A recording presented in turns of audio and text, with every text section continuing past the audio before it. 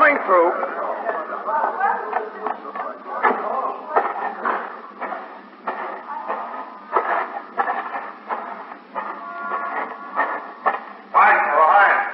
What are you ringing for that ambulance again, Sergeant.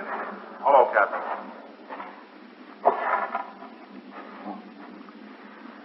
Well, I guess we know who got the dynamite. Yeah, I guess we do. He looks pretty bad, doesn't he? Yes, sir. Has he been conscious at all? No, sir. Awful bad. You know who the boy is? There's no identification in his pockets, Captain. Who, want to take a look over here? Yeah. Apparently, he was playing around with the blasting caps. Those 2 sticks of dynamite were right here where they're laying. It's lucky he didn't have them close enough that he set off when the caps went. Be dead for sure. How many caps went, do you know? There's no telling, sir. Here's the ambulance. Yeah. A man who lives on the 2nd floor of that building there, he was down here. He said he was looking out the window before and saw 3 boys sitting out here in the middle of the lot. 3? Yes, sir, 3. Said they had something. He didn't know what it was. Then a little while later, 2 of them were gone, he said, and there was just this one left. The man went back into his flat to do something. A few minutes later, he heard this explosion out on the lot. Did he recognize any of the boys? No, sir. He didn't think they were from this block. All right, you men, give him a hand. Help them bring that stretcher back here. Did anybody around say they knew the boys, Sergeant? Nobody we've talked to yet. All right. You better get those explosives into the station house. Yes, sir. I told Farrell to stay right with them. Good. All right. Bring it right over here, please. Hello, Doctor. Captain. All right, open up that stretcher. Act alive. What happened to him? He was playing with some blasting caps. Was he? Sergeant, can you give me a hand here a minute? Sure. I'd like to put him on his right side for just a second. All right. Wait a minute. I'll tell you when. Okay. Easy now. All right. With me. Yeah. Now. Easy. You hold him there? Sure. That's good. That's fine. Hold him. Just hold him. I'm holding him, Doctor. All right. Let him rest back now. Okay. Easy. That's it. That boy is seriously hurt, Captain. Will he be all right, do you know? We'll find out when we get him admitted to the hospital. What did you say he was playing with? Blasting caps? Yes. They never learn, do they? I hope this one does. The ambulance surgeon, assisted by the ambulance attendant and police officers, placed the injured boy on the stretcher. Meanwhile, detectives of the 21st Squad arrived on the scene to begin their investigation. After I left the scene of the occurrence, I continued on patrol until a few minutes after 2 p.m., when I instructed the operator of my car to drive to the emergency entrance to Beth David Hospital. I got out of the car, walked through the emergency room, past the admitting office, and down the corridor to the place I was told I could find Dr. Margaret Westphal.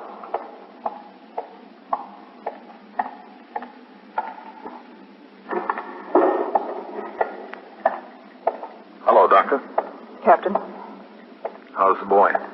not so good. Will you be able to do anything? He's in there. Emergency surgery. Uh-huh. Ran back to X-ray. We made some pictures. He's in bad shape. Well, the blast tore a hole in his chest. We called in our chief thoracic surgery. He's on the way. In the meantime, we're giving him plasma. Do you need any whole blood? We don't know yet. Every man in the precinct is typed. I think we could get some volunteers over here on a few minutes' notice. Thanks a lot, Captain. We'll see. All right, you just let me know. I will. Lieutenant from your precinct is here. A detective. Lieutenant King? Yes, Lieutenant King. He's right back there. When did he get here? A few minutes ago. Told me he knows who the boy is. Oh, does he? That's what he says. In here. Thank you, Doctor. Hello, Matt. Captain. I understand you've got an identification. Well, it's a tentative identification. Vitale ran it down. We think the boy's name is Frank Harrods. He lives near where the stuff was stolen. They ought to be more careful about the way that dangerous material is left around. Well, Doctor, I don't see how they could have been more careful. It was locked up in a tool shed in the middle of an excavation surrounded by an 8-foot fence. Well, I have to be angry at something. I think I better get back to him. All right. Thank you, Doctor. Welcome. Shall I leave this open? Yes, please. All right. Has the family been notified, Matt? According to the neighbors, the boy's got no mother. The father wasn't around the flat. Vitale is trying to run him down.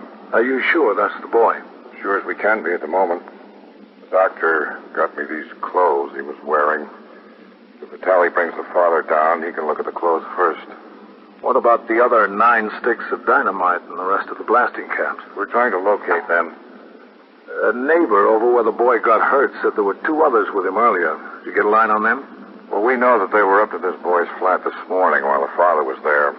You ought to know who they are. Who found that out, Vitale? Yes, sir. Old man lives on the first floor of the building. He said he saw the 3 boys go out at the same time the father did. Said the father acted very friendly to the other boys. He'd seen them all around there before. You haven't been able to find out who they were from any other source, have you, Matt? Oh, not yet, Captain. Well, we better find out soon. There's still 9 sticks of that dynamite missing. We don't know how many percussion caps. No, we don't. Yeah, these kids. They sure can get themselves in a mess. Excuse me, Lieutenant King? Yes? There's a detective at Tally and another man outside. Oh, all right. I didn't want to send them back here until I got your okay. It's okay. All right, I'll send them back. Wonder where Veit found him. Maybe he came home. How old is the boy?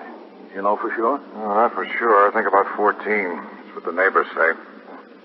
14. What are we going to do with these kids, Captain? It isn't a cop's job to straighten them out. What are they hanging on us? The trouble is, Matt, it doesn't get to us until somebody else has already missed the boat. Oh. Right back there, Mr. Harris. Thank you. Come in, Veit. Oh, Lieutenant, Captain, Vitale? this is Mr. Carl Harrods. Captain Kennelly. Mr. Harris? Hi. And Lieutenant King. Hi. You sure it's Frank they got in there? Pretty sure, Mr. Harrods. You shut the door, Veit? Yes. Well, How is he? Is he all right? they've got him over there in the operating room. We're waiting for the sergeant. A surgeon? Hope he's not going to cost an arm and a leg. I'm not made of money, you know. Let's not worry about it now. Are these Frank's clothes, Mr. Harrods? Are these? Yeah. They're his. Those are his pants. I recognize the pants.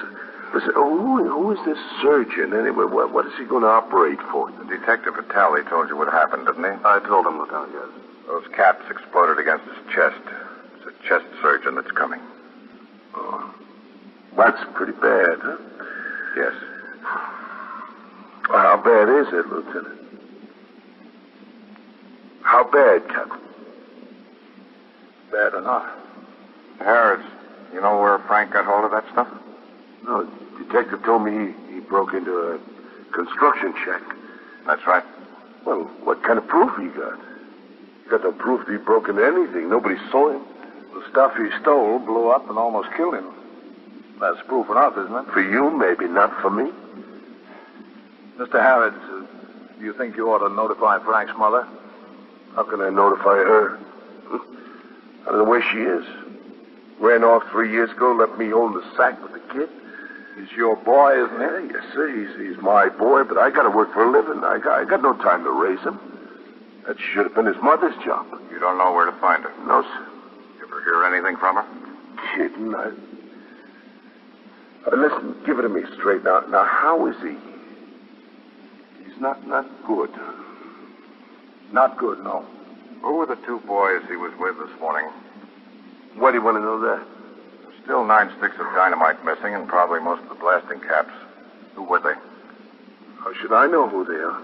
We were told that they were at your flat this morning with Frank. They'd been there often.